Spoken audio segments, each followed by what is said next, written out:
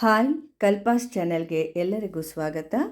ಇವತ್ತು ನಾನು ಮಸಾಲ ಉಪ್ಪಿಟ್ಟು ಮಾಡ್ತಾಯಿದ್ದೀನಿ. ತುಂಬ ಟೇಸ್ಟಿಯಾಗಿರುತ್ತೆ ಮಸಾಲ ಉಪ್ಪಿಟ್ಟು. ಯಾವ ರೀತಿ ಮಾಡೋದು ಅಂತ ನೋಡ್ಕೊಳ್ಳೋಣ. ಅದಕ್ಕೂ ಮುಂಚೆ ನನ್ನ ಚಾನೆಲ್ಗೆ ಸಬ್ಸ್ಕ್ರೈಬ್ ಆಗದಿರೋರು ಖಂಡಿತವಾಗಿ ಸಬ್ಸ್ಕ್ರೈಬ್ ಆಗಿ, ಲೈಕ್ ಮಾಡಿ, ಶೇರ್ ಮಾಡಿ ಹಾಗೂ ಕಮೆಂಟ್ಸ್ ಮೂಲಕ ತಿಳಿಸಿ ಅಂತ ಹೇಳ್ತಾ ಯಾವ ರೀತಿ ಉಪ್ಪಿಟ್ಟು ಮಾಡೋದು ಅಂತ ನೋಡ್ಕೊಳ್ಳೋಣ. ಒಂದು ಬಾಣಲೆ ಇಟ್ಕೊಂಡಿದ್ದೀನಿ. ಬಾಣಲೆಗೆ 1 ಕಪ್ಪಿನಷ್ಟು ನಾನು ರವೆನ ಹಾಕ್ಕೊಳ್ತಾ ಇದ್ದೀನಿ. ರವೆ ಕೆಂಪಗಾಗೋವರೆಗೆ ಹುರ್ಕೋಬೇಕಾಗತ್ತೆ. ಮೀಡಿಯಮ್ ಫ್ಲೇಮ್ನಲ್ಲೇ ಕೆಂಪಗಾಗೋವರೆಗೆ ಹುರ್ಕೊಂಡ್ರೆ ಆಯಿತು. ಇದು ಬೆಂಗಳೂರು ರವೆ, ಬಾಂಬೆ ರವೆ ಅಂತಾರಲ್ವ, ಅದು ಉಪ್ಪಿಟ್ಟೆಲ್ಲ ಮಾಡ್ತೀವಲ್ವ ಆ ರವೆ. ಬನ್ಸಿ ರವೆ ಅಂತ ಬರುತ್ತಲ್ವ ಅದು ಕೂಡ ಅಲ್ಲ, ಹಾಗೂ ಚಿರೋಟಿ ರವೆ ಕೂಡ ಅಲ್ಲ. ಇದು ಬೆಂಗಳೂರು ರವೆಯಲ್ಲಿ ನಾನು ಉಪ್ಪಿಟ್ಟನ್ನು ಮಾಡ್ತಾ ಇರೋದು. ಈ ರವೆಯಲ್ಲಿ ಮಾಡಿದ್ರೆ ಉಪ್ಪಿಟ್ಟು ತುಂಬಾ ಚೆನ್ನಾಗಿರುತ್ತೆ. ನೋಡಿ, ಹುರ್ಕೊಳ್ತಾ ಇದ್ದೀನಿ. ಕೆಂಪಗಾಯಿತು ನೋಡಿ. ಇವಾಗ ನಾನು ಸ್ಟವ್ನ ಆಫ್ ಮಾಡಿಬಿಟ್ಟು ಒಂದು ಪ್ಲೇಟ್ಗೆ ಇದನ್ನು ತೆಕ್ಕೊಂಡು ಬಿಡ್ತೀನಿ. ಅದೇ ಬಾಣಲೆಗೆ ನಾನು ಒಂದು 3 ಟೇಬಲ್ ಸ್ಪೂನಿನಷ್ಟು ಎಣ್ಣೆ ಹಾಕ್ಕೊಳ್ತಾ ಇದ್ದೀನಿ. ಎಣ್ಣೆ ಚೆನ್ನಾಗಿ ಕಾಯಬೇಕು. ಸ್ವಲ್ಪ ಎಣ್ಣೆ ಕಾಯ್ದ ನಂತರ ಇದಕ್ಕೆ ಅರ್ಧ ಸ್ಪೂನಿನಷ್ಟು ಸಾಸಿವೆ, ಅರ್ಧ ಸ್ಪೂನಿನಷ್ಟು ಜೀರಿಗೆನ ಹಾಕ್ಕೊಳ್ತಾ ಇದ್ದೀನಿ. ಎರಡು ಚೆನ್ನಾಗಿ ಪಟಪಟ ಸಿಡಿಬೇಕು. ಸಿಡಿದ ನಂತರ 1 ಸ್ಪೂನಿನಷ್ಟು ಕಡಲೆಬೇಳೆ, 1 ಸ್ಪೂನಿನಷ್ಟು ಉದ್ದಿನಬೇಳೆನ ಹಾಕ್ಕೊಳ್ತಾ ಇದ್ದೀನಿ. ಮಾಮೂಲಿ ಊಟ ಮಾಡ್ತೀವಲ್ಲ ಅದೇ ಸ್ಪೂನ್ನಲ್ಲಿ. ಕಡಲೆಬೇಳೆ, ಉದ್ದಿನಬೇಳೆ ಕೆಂಪಗಾಗೋವರೆಗೆ ನಾವು ಫ್ರೈ ಮಾಡ್ಕೋಬೇಕಾಗತ್ತೆ. ನೋಡಿ, ಕಡಲೆಬೇಳೆ, ಉದ್ದಿನಬೇಳೆ ಎರಡು ಕೆಂಪಗಾಗಿದೆ. ಇವಾಗ ಇದಕ್ಕೆ ನಾನು ಈರುಳ್ಳಿನ ಹಾಕ್ಕೊಳ್ತಾ ಇದ್ದೀನಿ. 3 ಈರುಳ್ಳಿನ ಹಾಕ್ಕೊಳ್ತಾ ಇದ್ದೀನಿ. ಮೀಡಿಯಮ್ ಸೈಜಿಂದು 3 ಈರುಳ್ಳಿ ಹಾಕ್ಕೊಂಡು ಅದರ ಜೊತೆಗೇ ನಾನು ಬಟಾಣಿ ಹಾಕ್ಕೊಳ್ತಾ ಇದ್ದೀನಿ. ಬಟಾಣಿ ಮೊಳಕೆ ಕಟ್ಕೊಂಡಿದ್ದೆ, ಅದನ್ನು ಹಾಕ್ಕೊಳ್ತಾ ಇದ್ದೀನಿ. ರಾತ್ರಿ ನೆನೆಸಿದ ಬಟಾಣಿ ಕೂಡ ಹಾಕ್ಕೋಬೋದು, ಹಾಗೂ ಹಸಿ ಬಟಾಣಿ ಇದ್ದರೆ ಅದನ್ನು ಕೂಡ ಹಾಕ್ಕೋಬೋದು. ನಾವು ರಾತ್ರಿ ನೆನೆಸಿದ ಬಟಾಣಿ ಅಥವಾ ಈ ರೀತಿ ಮೊಳಕೆ ಕಟ್ಟಿದ ಬಟಾಣಿನ ಈರುಳ್ಳಿ ಜೊತೆಗೇ ಹಾಕ್ಕೊಂಡ್ರೆ ಚೆನ್ನಾಗಿ ಬೇಯುತ್ತೆ. ಆದ್ದರಿಂದ ನಾನು ಈರುಳ್ಳಿ ಜೊತೆಗೆ ಹಾಕ್ಕೊಂಡಿದ್ದೀನಿ.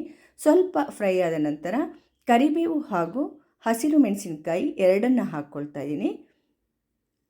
ಹಸಿರು ಮೆಣಸಿನಕಾಯಿ ಹಾಗೂ ಕರಿಬೇವಿನ ಫ್ಲೇವರ್ ಚೆನ್ನಾಗಿ ಎಣ್ಣೆ ಒಳಗೆ ಬಿಟ್ಕೋಬೇಕು. ಈರುಳ್ಳಿ ಕೂಡ ಸ್ವಲ್ಪ ಬಣ್ಣ ಮಾಡ್ತಾ ಇದೆ ನೋಡಿ, ಅಲ್ಲಿ ತನಕ ನಾವು ಇದನ್ನು ಫ್ರೈ ಮಾಡ್ಕೋಬೇಕಾಗತ್ತೆ. ಇವಾಗ ಇದಕ್ಕೆ ನಾನು ತರಕಾರಿಗಳನ್ನ ಹಾಕ್ಕೊಳ್ತಾ ಇದ್ದೀನಿ. ಒಂದು 4 ಟೇಬಲ್ ಸ್ಪೂನಿನಷ್ಟು ಬೀನ್ಸ್ನ ಸಣ್ಣದಾಗಿ ಹೆಚ್ಚಿ ಹಾಕ್ಕೊಂಡಿದ್ದೀನಿ, ಹಾಗೂ ಕ್ಯಾರೆಟ್ ಒಂದನ್ನು ಹಾಕ್ಕೊಂಡಿದ್ದೀನಿ, ಅದನ್ನು ಕೂಡ ಸಣ್ಣದಾಗಿ ಹೆಚ್ಚಿ ಹಾಕ್ಕೊಂಡಿದ್ದೀನಿ. ಇವಾಗ ಇದೆರಡನ್ನು ಸ್ವಲ್ಪ ಹೊತ್ತು ಈ ರೀತಿಯಾಗಿ ಫ್ರೈ ಮಾಡ್ಕೋಬೇಕು ಎಣ್ಣೆ ಒಳಗೆ. ಎಲ್ಲ ಒಟ್ಟೊಟ್ಟಿಗೆ ಬೇಯುತ್ತೆ. ಈರುಳ್ಳಿ, ನಾವು ಬಟಾಣಿ ಹಾಕಿದ್ದೀವಲ್ವ ಅದು ಸ್ವಲ್ಪ ಬೆಂದಿರುತ್ತೆ, ಇದ್ರ ಜೊತೆಗೆ ಮತ್ತೆ ಬೇಯುತ್ತೆ. ಎಲ್ಲ ಒಟ್ಟೊಟ್ಟಿಗೆ ಈ ರೀತಿಯಾಗಿ ಬೇಯುತ್ತೆ.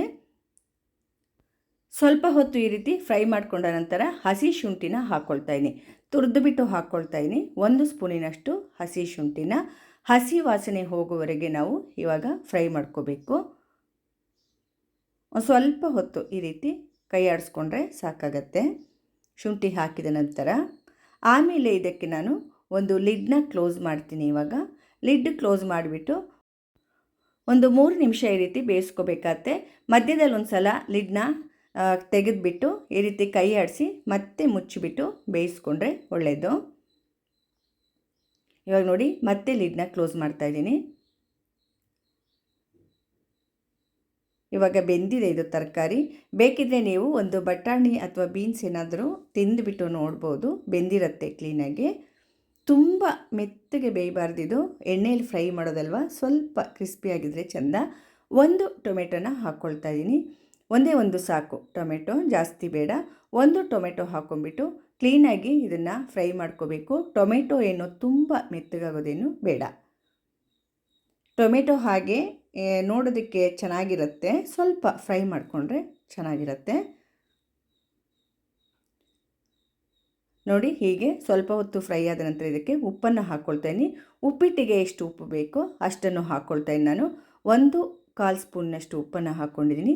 ತರಕಾರಿಗೆಲ್ಲ ಕ್ಲೀನಾಗಿ ಹತ್ಕೊಳ್ಳುತ್ತೆ ಇವಾಗಲೇ ಉಪ್ಪು ಹಾಕ್ಕೊಂಡ್ರೆ, ಆದ್ದರಿಂದ ನಾನು ಉಪ್ಪನ್ನು ಹಾಕಿದ್ದೀನಿ. ಹಾಗೂ ಇವಾಗ ನೋಡಿ, ನಾನು ಸ್ಪೆಷಲ್ ಇಂಗ್ರೀಡಿಯೆಂಟ್ ಇದರಲ್ಲಿ ಇದು ವಾಂಗಿಬಾತ್ ಪೌಡ್ರನ್ನ ಹಾಕ್ಕೊಳ್ತಾ ಇದ್ದೀನಿ. 1.5 ಸ್ಪೂನಿನಷ್ಟು ವಾಂಗಿಬಾತ್ ಪೌಡರ್ ಹಾಕ್ಕೊಂಡಿದ್ದೀನಿ, ಹಾಗೂ ಅರ್ಧ ಸ್ಪೂನಿನಷ್ಟು ಅರಿಶಿಣದ ಪುಡಿ ಹಾಕ್ಕೊಂಡಿದ್ದೀನಿ. ವಾಂಗಿಬಾತ್ ಪೌಡರ್ ಹಾಕ್ಕೊಳ್ಳೋದ್ರಿಂದ ಇದು ಟೇಸ್ಟ್ ಸಖತ್ತಾಗಿರುತ್ತೆ, ತುಂಬಾ ಚೆನ್ನಾಗಿರುತ್ತೆ. ಇದೇ ಟ್ವಿಸ್ಟ್ ಕೊಡೋದು ಈ ಮಸಾಲ ಉಪ್ಪಿಟ್ಟಿನಲ್ಲಿ, ತುಂಬ ಟೇಸ್ಟಿಯಾಗಿರುತ್ತೆ. ವಾಂಗಿಬಾತ್ ಪೌಡರ್ನ ಲಿಂಕ್ನ ನಾನು ಹಾಕಿರ್ತೀನಿ, ನಾನು ಮಾಡಿರೋದು. ನಿಮ್ಮ ಹತ್ರ ಇದು ವಾಂಗಿಬಾತ್ ಪೌಡರ್ ಇಲ್ಲ ಅಂದರೆ ರೆಡಿ ಪೌಡರ್ ಕೂಡ ನೀವು ಹಾಕ್ಕೋಬೋದು.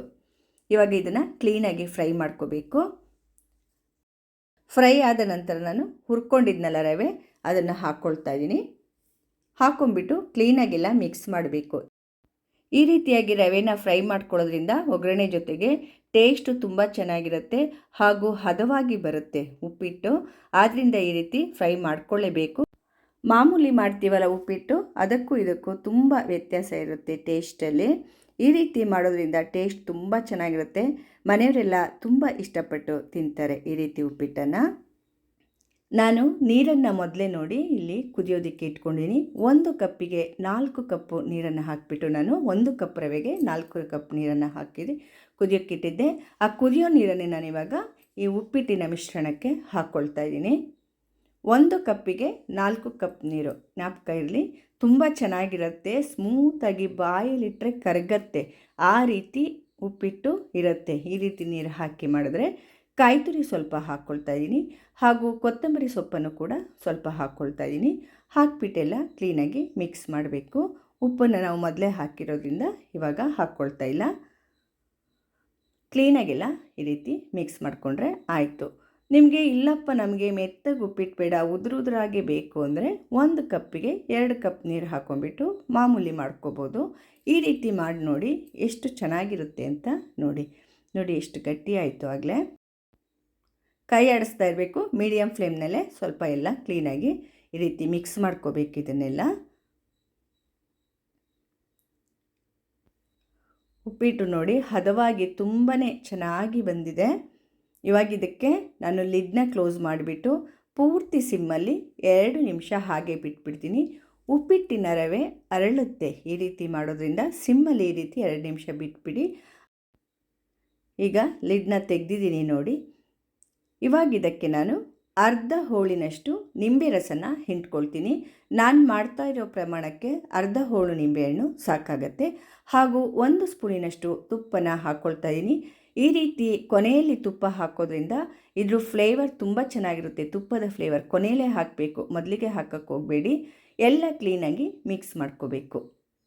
ಶೈನಿಂಗ್ ಕೂಡ ಇರುತ್ತೆ ಉಪ್ಪಿಟ್ಟು. ಲಾಸ್ಟಲ್ಲಿ ಈ ರೀತಿ ತುಪ್ಪನ ಹಾಕಿಬಿಟ್ಟು ಮಿಕ್ಸ್ ಮಾಡ್ತೀವಲ್ವ, ಶೈನಿಂಗ್ ಕೂಡ ಇರುತ್ತೆ ಹಾಗೂ ಟೇಸ್ಟ್ ಕೂಡ ತುಂಬಾ ಚೆನ್ನಾಗಿರುತ್ತೆ. ನೋಡಿ ಎಲ್ಲ ಕ್ಲೀನಾಗಿ ಈ ರೀತಿ ಮಿಕ್ಸ್ ಮಾಡ್ಕೋಬೇಕು. ಎಷ್ಟು ಚೆನ್ನಾಗಿ ಇದಾಗಿದೆ ನೋಡಿ ಉಪ್ಪಿಟ್ಟು.